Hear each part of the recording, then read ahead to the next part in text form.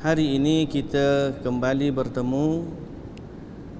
Mudah-mudahan Allah Subhanahu wa taala mempertemukan kita dalam keimanan dan ketakwaan kepada Allah Subhanahu wa taala. Dan mudah-mudahan Allah juga menjaga hati kita daripada tertipu dengan tipu daya iblis. Maka pada hari ini kita akan sambung bacaan kita terhadap kitab Talbisu Iblis pada bab yang keempat, iaitu makna talbis dan ghurur. Biasa orang kata talbis iblis ni. Apa maksud talbis iblis? Setengah-setengah orang tu di perkataan talbis dia tak faham. Ada dalam satu grup WhatsApp tu surau, dia tengah bergaduh-bergaduh, orang kata sabarlah kak, ini semua ni tipu daya, ini semua ni talbis iblis. Dia pun marah, awaklah yang iblis. Dia marah kata, dia ingat orang kata kat dia tu iblis, pasal dia tak faham perkataan talbis. Jadi dia kata sikit-sikit iblis, awaklah yang iblis, dia kata ke orang. Rupanya orang tu nak kata sabar, ini tipu daya iblis.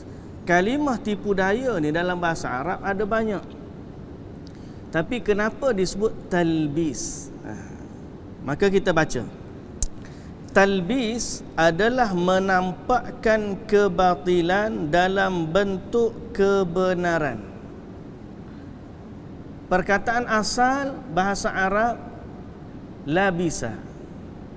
Labisa ni makna libas. Libas ni pakaian. Kalau kita libas ni kita panggil pakaian. Bahasa mudah mungkin kita kata packaging. Ada benda yang tak elok tapi dibalut dengan packaging yang elok sehingga nampak dia elok. Boleh faham?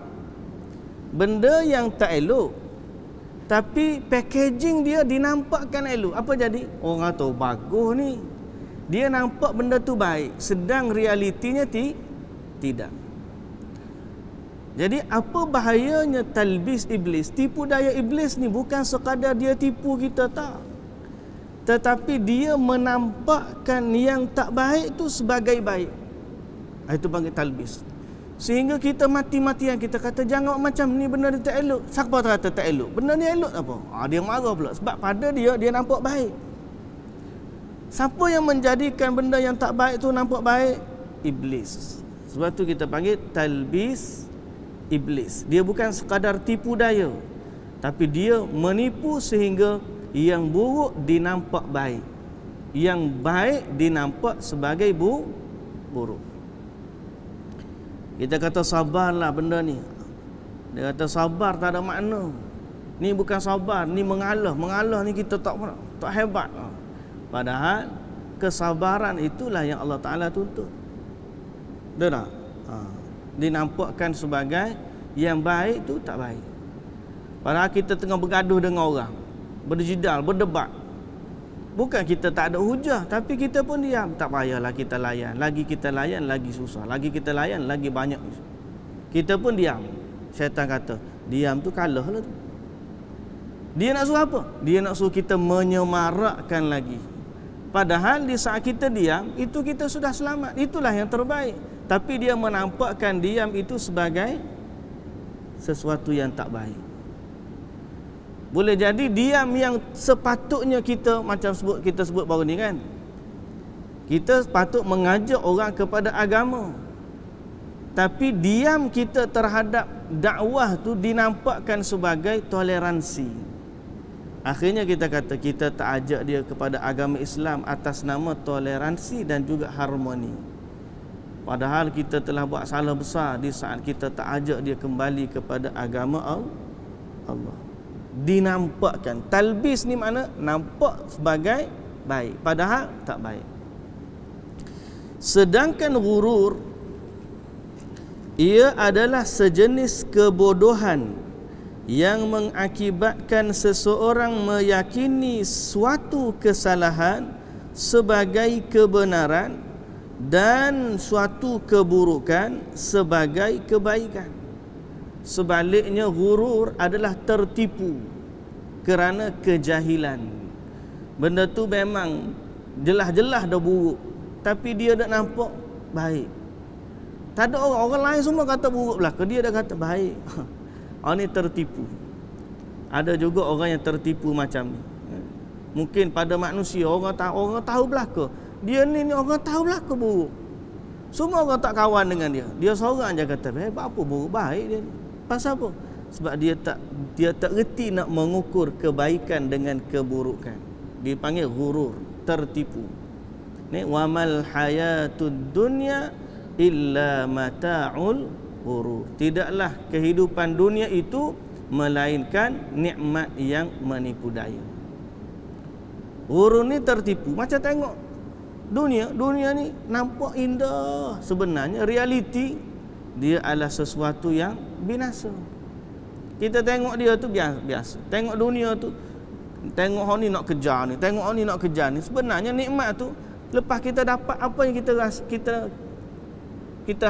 hasil yang kita ada, tak ada apa. Kita mungkin dapat kepuasan hati.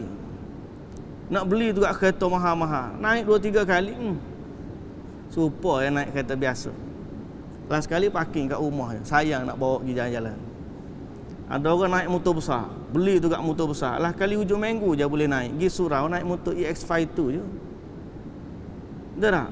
Kadang-kadang kita ni nampak benda tu macam baik, gah aja, tapi realiti bila kita sampai, bila kita dapat, dia tak ada apa-apa, seperti fata morgana.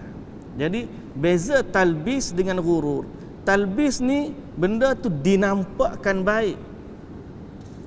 Ghurur dia tertipu dengan kejahilan dirinya sendiri. Mungkin realiti benda tu memang realiti baik atau realitinya tak ada apa-apa, kita tertipu dengannya. Baik, tolok ukur keberhasilan atau semua itu terjadi kerana ada syubhat yang mengakibatkan munculnya keyakinan seperti itu. Jadi semua tu berlaku kerana ada syubhat. Syubhat kita pernah sebut sebelum daripada ni kan. Tolok ukur keberhasilan iblis saat menggoda manusia bergantung pada peluang yang dimilikinya, serta apakah peluang yang dimilikinya akan semakin membesar atau justru semakin kecil, semakin banyak atau semakin sedikit. Hal ini bergantung kepada tingkat kewaspadaan dan kelalaian manusia yang digodanya, serta tingkat kealiman dan tingkat kejahilan. Jadi berhasil atau tidak berlakunya talbis atau ghurur itu bergantung kepada tingkat kewaspadaan manusia dan tingkat ilmu yang ada padanya. Kalau dia banyak waspada, maka payahlah syaitan nak tipu. Kalau dia ada ilmu, maka payahlah syaitan nak tipu. Tapi kalau dia leka, lalai dan tiada ilmu, maka dia akan ditipu oleh syaitan dengan mudah. Kita akan bahas nanti bab berkaitan akidah, berkaitan sifat zuhud, berkaitan sifat tawakal. Banyak dia akan dibahaskan dalam kitab kita ni. Baik, ketahuilah, hati ibarat benteng ataupun kita boleh sebut sebagai kubu. Benteng tu boleh juga bahasa kita lebih dekat kubu. Kubu kan, kita duduk dalam satu kubu yang ada benteng atau dinding. Hati ni ibarat benteng, kubu yang dikelilingi oleh pagar. Dan di pagar itu ada beberapa pintu-pintu gerbang yang nak masuk ke dalam kubu. Benteng ini dihuni atau didiami oleh akal. Akal yang sihat duduk dalam benteng kubu. Dan sering dikunjungi oleh para malaikat. Malaikat duk masuk keluar. Ada benteng, ada pagar dan ada pintu. Di samping benteng, sebelah kubu tu ada sebuah tempat persinggahan yang dihuni oleh hawa nafsu. Sebelah kubu ada pula satu tempat yang didiami oleh hawa nafsu. Dan para syaitan mundar-mandir ke tempat persinggahan itu tanpa penghalang sedikit pun. Dia geng. Syaitan duduk sama dengan hawa nafsu, duduk datang pergi. Sebelah sini ada kubu, sebelah sini ada tempat singgah. Dalam kubu ada akal, di tempat singgah ada nafsu. Dekat dengan akal ada malaikat, dekat dengan nafsu ada syaitan. Dekat kubu ada pagar yang melindungi dan ada pintu-pintu. Hawa nafsu ni tak ada pagar, ikut buat apa saja, beres, tak ada masalah. Ni dia bagi analogi untuk kita faham. Di antara penghuni benteng tersebut dan penduduk tempat persinggahan telah terjadi peperangan yang terus berkecamuk. Antara penduduk kubu dengan penduduk tempat hawa nafsu ni senantiasa ada perang yang berkecamuk, berpanjangan. Senantiasa. Syaitan pun duduk mengelilingi benteng tersebut. Duk tunggu mana ruang kita nak masuk, buka je pintu, masuk. Sambil mencari kelalaian penjaganya atau menunggu kesempatan untuk boleh masuk melalui celah yang ada. Jadi itu gambaran dia. Antara akal dengan nafsu ni senantiasa. Sebab tu orang kata, sampai bila kita nak perang dengan nafsu kita ni? Jawapan dia sampai mati. Jangan pernah kita rasa apa decision yang kita buat tu tidak pernah ada syaitan yang mempengaruhinya. Tak ada. Tak akan berlaku. Okey? Maka seharusnya si penjaga mengetahui semua pintu gerbang dan celah yang ada. Jadi penjaga akal ni dia mesti tahu pintu ni, kelemahan dia sini. Ibarat orang perang main catur, macam mana kalau main catur? Tolak situ dia pun tolak, kita duk fikir dia nak makan aku kat mana ni. Betul tak? Kita pun tolak lagi buah catur satu, dia pun tolak pula, kita duk fikir. Dia buat keluar kuda, kita buat keluar bishop. Main last sekali kita dengan dia tu senantiasa siapa mampu checkmate dulu. Tak letak checkmate habis. Betul tak? Macam politik pula tu jugalah. Tolak mari siapa boleh checkmate, hak tu lah boleh. Ya, king tak cerita banyak. King dia boleh jalan setapak ya. Tapi bila dia langkah tu, dia punya decision tak ada dia tu masalah. Ada dia alhamdulillah, walaupun dia gerak setapak. Orang kata king duduk saja, duduk relax lah. Tapi waktu dia gerak setapak tu, makna untung besarlah kita je. Ibarat gitulah kita dengan iblis. Kita buat langkah kita, dia ada tipu daya dia. Kita buat gini, dia buat lagu tu. Kita buat gini, lagu tu. Senantiasa berpanjangan. So itu realiti yang kita kena tahu. Dia kata apa? Jangan dia lengah dalam menjaganya walau sekejap pun. Kerana pihak musuh tidak pernah mengendurkan ancamannya. Musuh tak pernah mengendurkan, dia senantiasa duduk waspada, duduk kita leka sikit habis. Ada seorang lelaki bertanya kepada Hasanul Basri, apakah iblis itu tidur?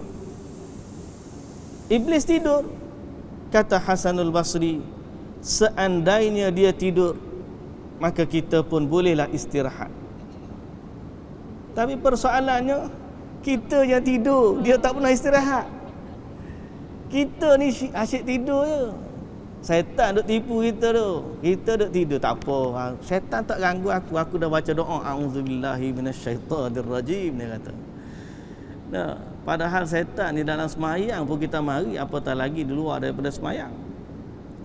Kita yang banyak tidurnya, dia tak pernah tidur. Baik. Jadi nak buat macam mana?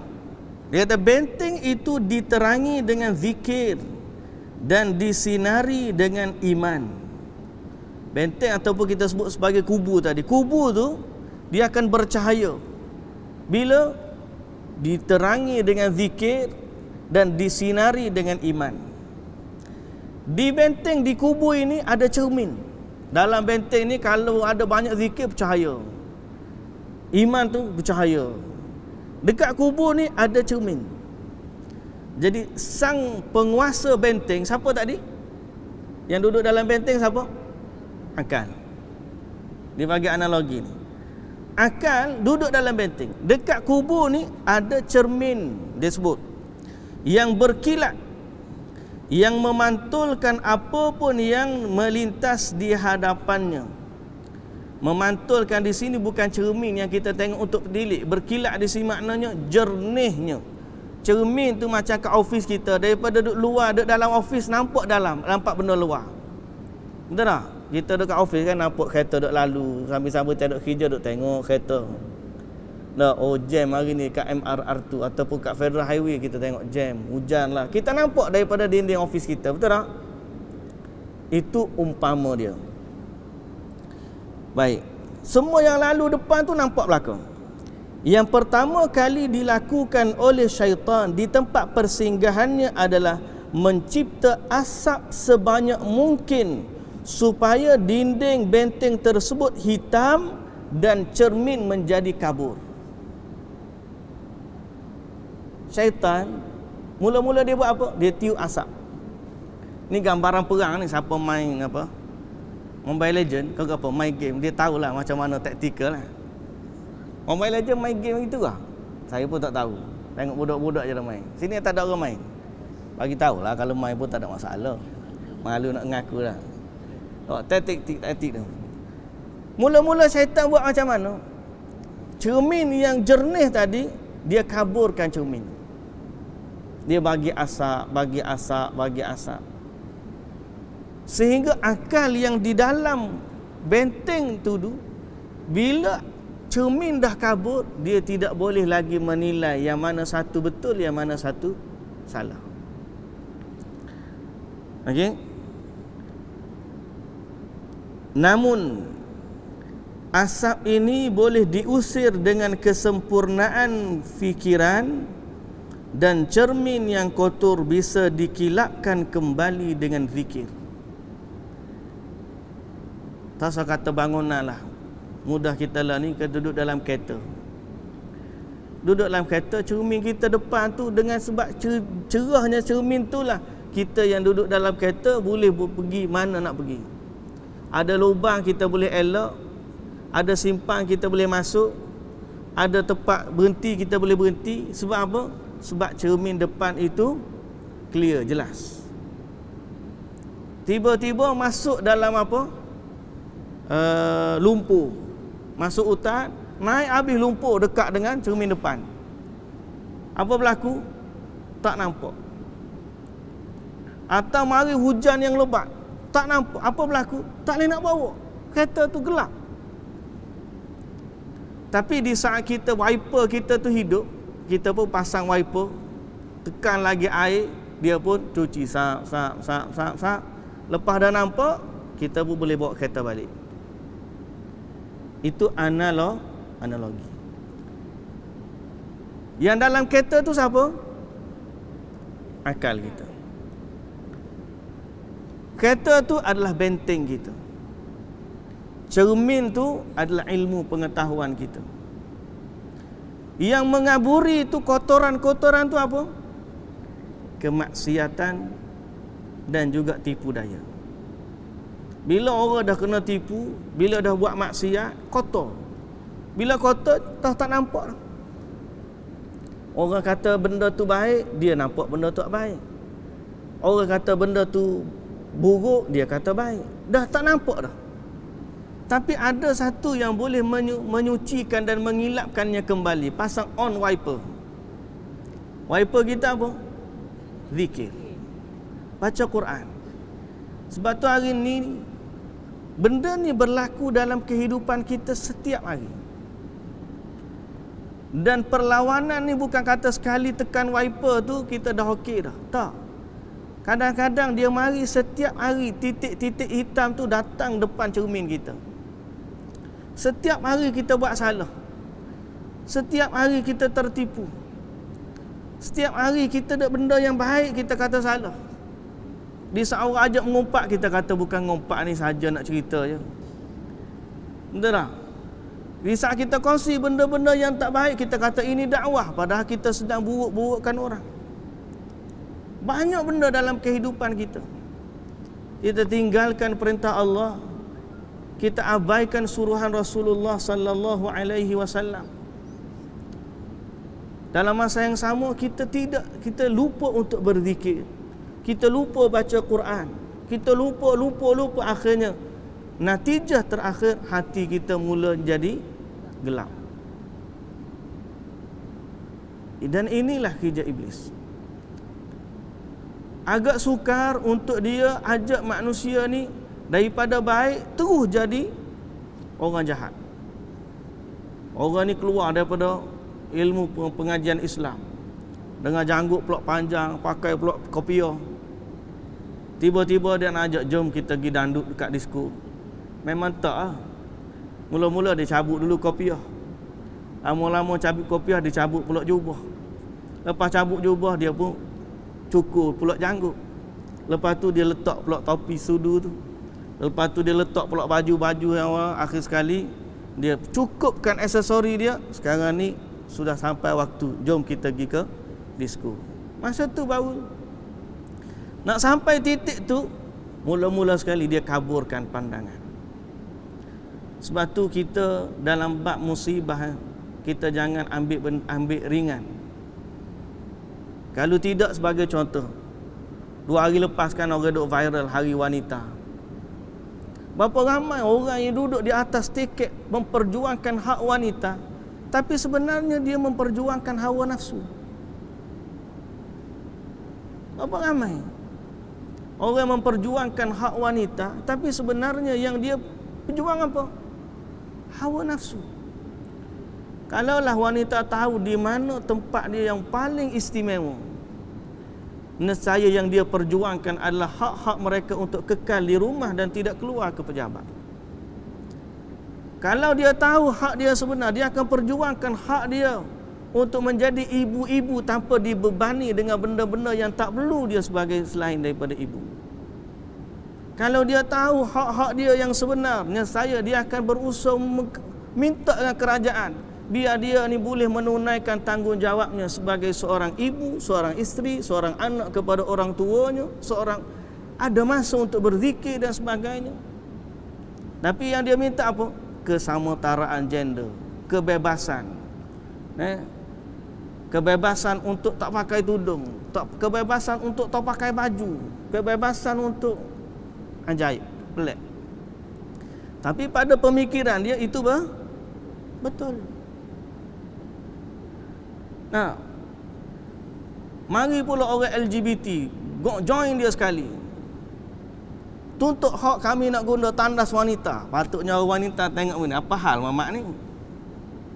Tak? Patutnya orang perempuan akak sepatut. Tandas wanita untuk wanita aja. LGBT tak payah yang masuk tandas. Tapi dia tak jadi gitu. Itu nama dia apa? Bila mata sudah kabur. Dah tak nampak dah. Tak nampak. Kita duduk luar ni kata, pening pala sungguh demo ni. Tapi dia duduk dalam tu, dia anggap dia lah memperjuangkan hak wanita. Semoga Allah Azza wa Jalla menjaga cermin pandang kita tu. Cermin tu kadang-kadang kalau kita tukar jadi warna kuning, dia jadi kuning. Kalau mari warna biru, dia jadi biru. Kalau jadi kabur, dia akan tengok apa sudut pandang kita.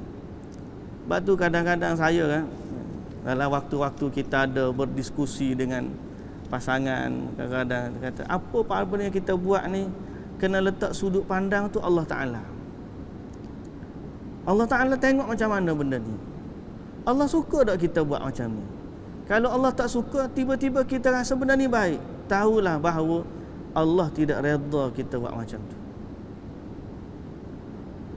Kalau kita nak mencari redha Allah, mesti kita buat pada apa yang Allah suruh kita. Sekarang ni hidup minta tuntut hak wanita contoh. Allah suruh tak lagu tu? Allah tak suruh. Jadi macam mana kamu nak menuntut sesuatu yang Allah Ta'ala suruh? Itu dah terbalik. Jadi yang paling utama kita kena jaga ialah sudut pandang kita. Sebab apa? Sebab kalau salah sudut pandang, kita tak akan anggap yang salah tu salah. Allah Ta'ala sebut dalam Al-Quran, Qul kullun ya'malu ala syakilatihi farabbukum a'lamu biman huwa ahda sabila. Rujuk ayat kejap. Nombor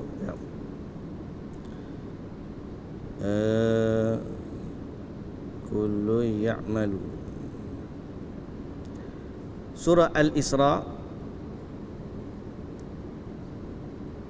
surah yang ke-17, ayat yang ke-84. Ayat 84. Surah yang ke-17, surah Al-Isra, ayat 84. Apa kata Allah?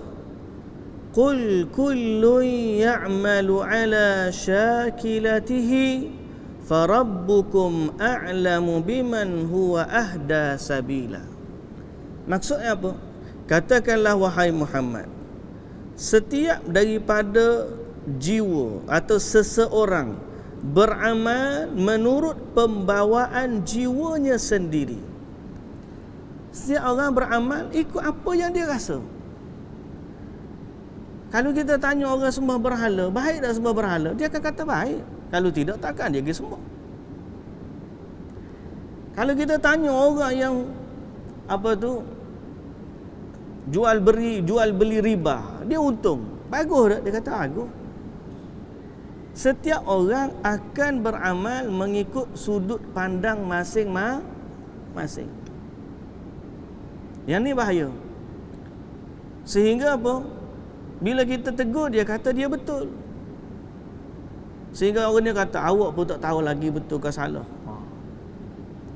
Jadi sudut mana sebenarnya yang kita nak guna?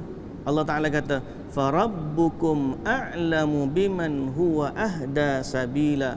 Allah lebih tahu siapa yang sebenarnya lebih mendapat petunjuk. Jadi maknanya apa? Nak tahu siapa yang benar, kembali kepada Allah. Kalau kita tengok apa yang kita lakukan sama dengan Al-Quran, sama dengan hadis, sama dengan As-Sunnah, maka yakinlah kita sedang berada di atas kebenaran. Tapi lah yang kalau kita buat tu bertentangan dengan Al-Quran, bertentangan dengan As-Sunnah, walau 1000 orang kata benda tu baik, tapi kalau Allah kata benda tu tak baik, dia tetap tidak baik. Biarlah neraca kita ni dalam nak mengelak dari tipu daya iblis ialah neraca Allah Subhanahu wa ta'ala. Tapi hati nak kena bersih. Kena senantiasa wiper tu kena on. Istighfar, zikir, baca Quran. Lama-lama hati kita tu akan bersih. Tapi kalau kita biarkan dia kotor, dia akan mudah tertipu. Dan dia berlaku dengan sikit-sikit. Itu nama talbis dan juga ghurur. Boleh faham? Okey, pihak musuh tidak henti-henti mengintai benteng hati ini. Terkadang mereka melakukan serangan dan berhasil memasukinya. Tengah-tengah balah ni, kadang-kadang syaitan berjaya menembusi benteng. Pau masuk. Memanglah, tak ada orang yang selamat sempurna 100%. Ustaz tu warak setara mana pun ada juga kadang-kadang dia kalah dan juga lemah. Apatah lagi orang jauh daripada agama. Okay. Terkadang mereka melakukan serangan dan berhasil memasukinya. Akan tetapi sang penjaga kemudian berjaya menghalau mereka sehingga mereka pun keluar terusir lagi. Namun terkadang mereka berhasil masuk dan merosak apa yang ada dalam benteng. Bahkan terkadang mereka tinggal di dalamnya semata-mata kerana lalainya sang penjaga. Kadang-kadang nafsu merajai akal. Lemahnya sampai tahap nafsu merajai akal. Semua yang dia buat bukan lagi pertimbangan akal dia yang dia lakukan adalah hawa nafsu. Yang ni yang kita paling takut. Paling takut apa? Nafsu merajai akal. Bukan setakat tu, nafsu ni kadang-kadang boleh sampai ke tahap orang menganggap dia Tuhan. Allah Ta'ala sebut dalam Al-Quran. Kan baru ni ada viral seorang ustaz dia kata Tuhan ada dua ni. Satu Tuhan yang betul tahu, satu lagi Tuhan nafsu. Ada? Tak dengar tak apa, tak payah cerita. Tapi sebenarnya Tuhan bukan ada dua. Tuhan satu je. Tapi Allah sebut ada manusia kerana kejahilannya menjadikan nafsu itu sebagai Tuhan dia. Allah Subhanahu wa taala sebut, ya, ilahahu hawahu. Surah Al-Jathiyah. Surah Al-Jathiyah ayat 23. Surah nombor 45 ayat nombor 23. Allah Subhanahu wa taala berfirman, afara'aita man ittakhadha ilahahu hawahu wa adallahu Allahu ala ilmin wa khatama ala sam'ihi wa qalbihi wa ja'ala ala basarihi ghishawah faman yahdihi min ba'dillah afala tadhakkarun. Jumpa dah ayat tu? Siapa yang rujuk boleh rujuk. Surah Al-Jathiyah surah 45 ayat nombor 23. Afara'aita man ittakhadha ilahahu hawah. Dengan yang demikian, bagaimana fikiranmu wahai Muhammad terhadap orang yang menjadikan hawa nafsunya sebagai Tuhan yang dipatuhinya? Nafsu merajai sampai jadi Tuhan. Ini kemuncak kepada tipu daya iblis. Iblis tipu sehingga iblis ni je tukang masuk, tukang kipas, tukang tu. Akhir sekali dia berjaya menawan kubu. Hak kita kata benteng kubu tu, duk perang gemari, syaitan pun masuk buka laluan. Akhirnya nafsu yang duduk di tepi benteng ni boleh masuk dalam benteng, kemudian boleh berkuasa pada dalam benteng, kemudian merajai akal. Maka di saat itu dia menjadi Tuhan kepada manusia itu. Allah Ta'ala kata, dia menjadikan nafsunya sebagai Tuhan yang dipatuhi. Lalu dia disesatkan oleh Allah kerana diketahuinya ala ilmin, bahawa dia tetap kufur dan ingkar, dan ditutup pula pendengarannya dan hatinya, dan ditutup, diadakan lapisan penutup atas penglihatannya. Bila dah sampai ke tahap tu, mata pun tertutup, hati pun tertutup, pendengaran pun tertutup. Faman yahdihi min ba'dillah, siapa yang boleh bagi petunjuk kepadanya sesudah Allah jadikan dia begitu. Jadi jangan sampai ke tahap tu lah. Kalau sikit-sikit tu normal. Kita dengan syaitan ni biasalah, ada waktu terkadang-kadang tersungkur dan kalah. Ada. Tak usah kata orang lain lah, orang jangan ngajar pun sama juga. Sehebat manusia mana, lagi dia ni tidak Nabi, tidak Rasul, adalah waktu kalah dia. Tapi yang penting jangan sampai dikuasai oleh hawa nafsu. Cepat-cepat istighfar. Zikir, baca Quran. Kadang-kadang kita berasa lemah. Ada tanya-tanya Allah, lemahnya iman kita. Tanya nak bangun semayang tu agak berat je berasa. Kena beringat dah tu.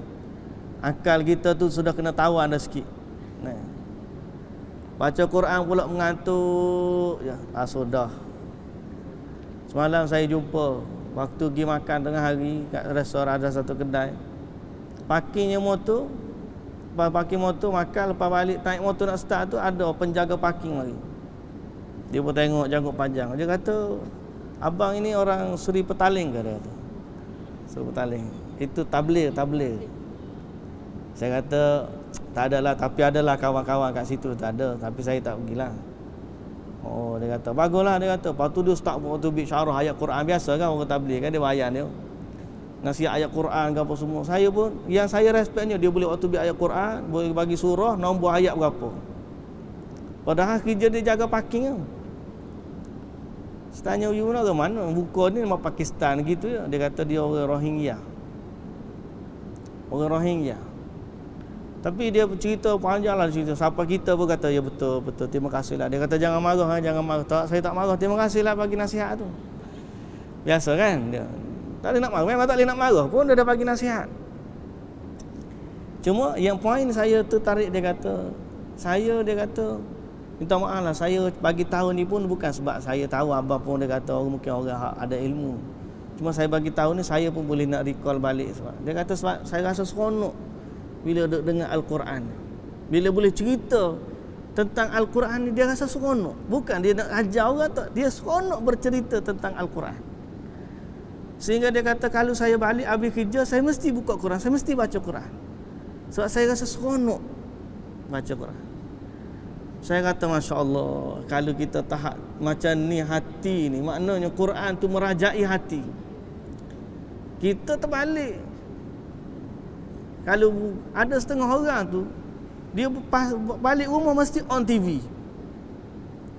Kalau sunyi tu dia rasa kosongnya. Bukan nak tengok pun, dia nak pasang TV supaya ada halwa telinga. Bila tak dengar muzik, dia rasa kosong. Jiwa dia kosong, mati. Ada orang macam tu. Waktu saya pergi ke Mesir, bukan setakat tu, naik kereta kuda pun orang pasang radio. Macam kita nak naik beca kan, naik beca pasang speaker box punya kemana besar. Nak cari satu tempat yang memang tak ada muzik, orang nak dengar orang ngaji ke, payah. Pasal apa? Budaya masyarakat tu, sehingga di saat tak dengar alunan muzik dia rasa kosong. Jadi kita hari ni kadang-kadang pergi kenduri. Bila pergi kenduri, bila tak ada lagu muzik, dia kata macam sunyi je majlis. Siapa yang anggap dia sunyi? Siapa yang jadikan kita berfikir macam tu? Sehingga kalau tak ada alunan muzik, majlis itu dirasakan kosong. Padahal yang kita nak adalah keberkatan dalam majlis. Sedang kita diajar untuk berdoa, barakallahu lakuma wa baraka alaikuma wa jama'a bainakuma fi khair. Kemarin panggil ustaz, tolong baca doa majlis kita. Kita pergi baca, ya Allah berkatilah majlis ini, amin, habis amin. Sekarang kita persilangkan kumpulan Zapin pula untuk masuk. Saya pernah kenal lagu tu orang yang ajak ustaz doa. Pergi ke majlis keluarga, nak tolak keluarga ajak. Dia pun pergi. Dulu doa sikit lah, dah ada dah ni, kita pun tak apalah doa. Kita tak tahu cara majlis. Habis je doa, dipersilakan kumpulan Zapin. Saya tekuk kepala, kalau aku tahu aku doa, ya Allah selamatkanlah daripada malapetaka. Tapi bila kita tegur, dia kata tak boleh dah, kita tak boleh lari. Itu dah jadi macam culture, budaya kita. Dah dia pasak dah. Mata kita tu bila tengok selain daripada tu, dia anggap salah.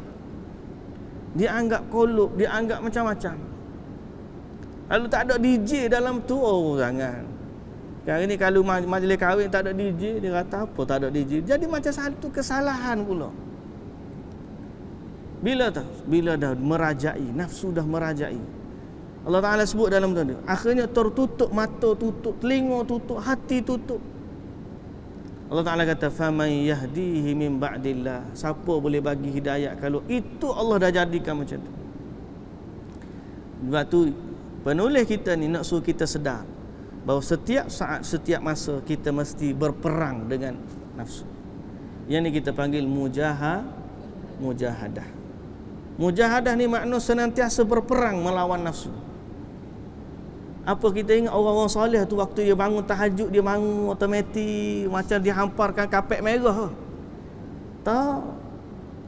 Hatta Nabi SAW, tuan ingat waktu dia baca, dia naik solat qiyamul lail, dia hampar kapet merah. Tak. Nabi sampai ke tahap tidur tu, kain yang dilipat dua, tiba-tiba lipat empat, Nabi dah terganggu tahajud dia. Kita setebal-tebal tilam tu dia. Berasa kurang punya spring, tukar tilam baru lah. Mujahadah kena ada lawan nafsu ni. Pandai ustaz cerita, ustaz lebih kurang je. Betul. Dia kena ada sifat mujahadah. Waktu kita baca Quran, saya kadang-kadang waktu baca Quran, Allah mengantuknya, mari mengantuk tu gak, ya Allah. Pegang Quran tu gak, bangun berdiri sambil jalan baca. Masa duduk sekolah ngapa Quran tu kan. Nak hafal Quran tu kena bangun berdiri, duduk berdiri, tak nak bagi mengantuk. Pasal apa? Nak kena lawan. Kalau tidak memang tak baca Quran. Kalau lepas subuh juga Allah mata sedaknya tidur lepas tu. Member-member pula lepas subuh tak ada lagi pun hilang ke mana. Masa itulah duk keluar turun jalan kaki, kadang-kadang tapang muka nak suruh sedar baca Quran. Tapi tengah letih tidur betul lah. Mujahadah. Nak bagi sedekah, ingat mudah kan nak bagi sedekah. Tanya kita keluar buang duit, ada RM5, ada RM3, ada RM1, ada RM10. Tadi niat mula-mula nak letak harga 10 tu, buka sayang pula dak letak duit merah. Ada duit hijau dengan biru, bagi biru jelah, bagi RM1. Betul tak? Nak kena lawan senantiasa, mujahadah. Tapi kita ingat, itulah dia tentera-tentera iblis. Iblis akan masuk melalui pintu tu. Bila nafsu dia dah buka pintu, nafsu masuk. Allahu Akbar. Okey. Dia kata apa? Ada kala angin yang seharusnya dapat menghalau asap itu tidak berhembus, sehingga asap itu pun menjadi banyak sehingga menjadikan benteng hitam dan cermin pun muram. Akibatnya tatkala syaitan lalu di hadapannya, penjaga itu tidak mengetahuinya. Terkadang sang penjaga terluka kerana kelalaiannya, sehingga dia pun ditawan dan dipermudahkan, diperhamba oleh pihak musuh. Kadang-kadang dia ditugaskan mencari alasan pembenaran untuk mengikuti hawa nafsu. Maka tidak hairan jika kadang-kadang dia tampil bak seorang pakar melakukan keburukan. Advance dia. Seorang ulama salah mengatakan, aku pernah melihat syaitan. Dia berkata kepadaku, dulu aku menemui manusia untuk mengajari mereka. Akan tetapi aku pergi bertemu manusia sekarang untuk belajar daripada manusia. Ada orang-orang sampai nafsu dia terlalu hebat ni, syaitan pun tabik ke dia. Syaitan kata, aku pun tak lewat macam ni. Hebat sangat dah kamu ni. Lagi advance daripada syaitan. Tak ada syaitan suruh, dia buat dulu. Nanya kalau siapa setarak tu. Nah, syaitan barunya nak goda, dia buat dah, dia kata. Ni tabik spring syaitan. Dulu syaitan. Ada ayat Quran menyatakan begitu. Ayat Quran. Cuba rujuk ayat Quran ni.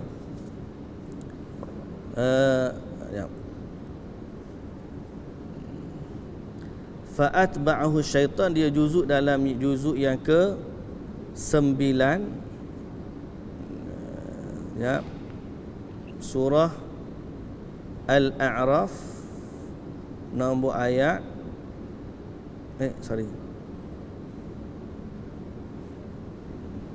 juzuk yang ke-9 surah Al-A'raf ayat nombor 175. Surah nombor 7 ayat 175.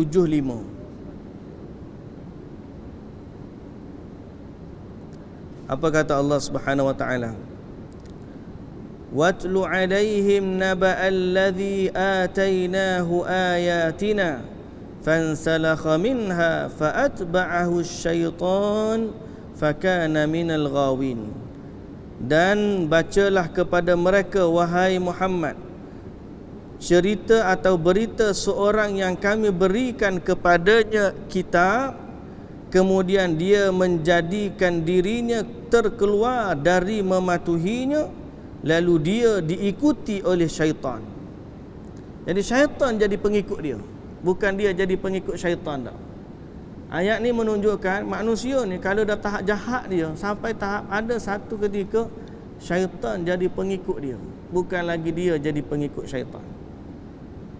Jadi ada orang bila nafsu dah jadi raja sehingga akhirnya dia sifat tertawan dia tu bukan lagi biasa-biasa. Terkadang syaitan menyerang orang pandai, cerdas, dengan cara menggandeng si pengantin hawa nafsu yang telah didandaninya.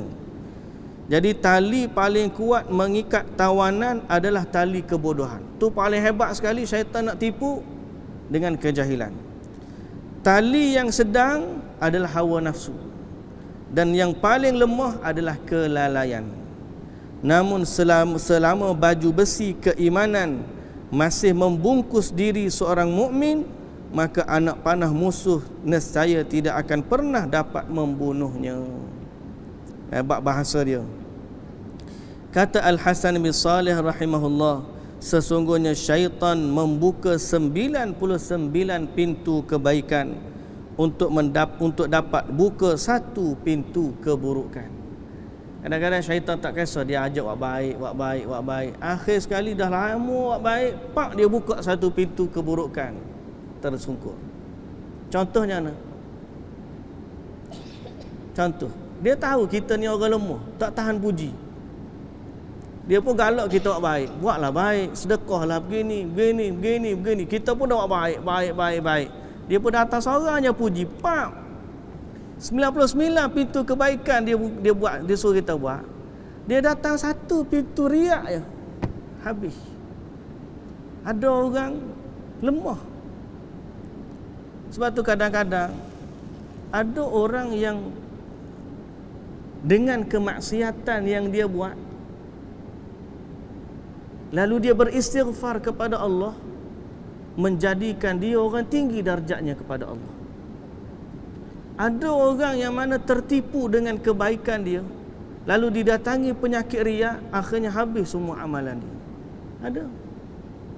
Tapi janganlah pula kita pilih, aku nak pilih jalan pertama lah, aku nak maksiat lah, istighfar. Jangan, itu bukan pilihan. Kita tak tahu keadaan diri kita. Kita tak tahu. Tapi adanya orang sebegitu. Sebab tu kita kata jangan tertipu dengan kebaikan. Konsep saya mudah ya. Kita ni ingatlah keburukan kita kepada orang, dan ingatlah kebaikan orang kepada kita. Jangan sebaliknya, kita ingat kebaikan kita pada orang kerana kita ingat keburukan orang pada kita. Sehingga akhirnya kita lupa untuk mensyukuri, dan kita lupa untuk muhasabah diri. Kita kena ingat apa? Hak buruk kita dengan orang kita ingat. Hak baik tak apa di sisi Allah. Allah tahulah tu, bukan kita tak nak ikut. Allah tahu kalau kita dah buat baik tu, biar Allah saja yang membalas. Tapi kalau kita ada buat salah dengan orang, kita sentiasa ingat Allah, istighfar, minta maaf.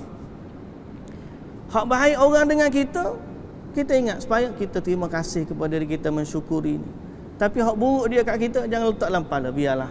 Semoga Allah mengampunkan dia. Allah tahulah tu. Tapi kalau dia terbalik, kita dah ingat baik kita, di situlah syaitan nak mari. Boleh? Semoga Allah Azza wa Jalla menjauhkan kita daripada tipu daya talbisnya syaitan. Baik, kita berhenti setakat tu. Kita masuk bab yang kelima nanti, talbis iblis dalam aspek akidah. Kita akan mula masuk tentang sudut-sudut tipu daya dia. Dalam akidah ni macam mana dia tipu orang, dalam ibadat macam mana dia tipu orang, supaya kita tak tertipu nanti insya-Allah. Wallahu ta'ala alam. Subhanakallahumma wa bihamdika asyhadu an la ilaha illa anta astaghfiruka wa atubu ilaik. Ada soalan ke nak tanya? Tak ada kan? Alhamdulillah. Cepat je. Tak ada, kalau tak ada memang cepat je. Faham dah tu, alhamdulillah. Faham ke? Kalau tak tanya tak faham langsung. Subhanakallahumma wa bihamdika asyhadu an la ilaha illa anta astaghfiruka wa atubu ilaik. Assalamualaikum warahmatullahi wabarakatuh.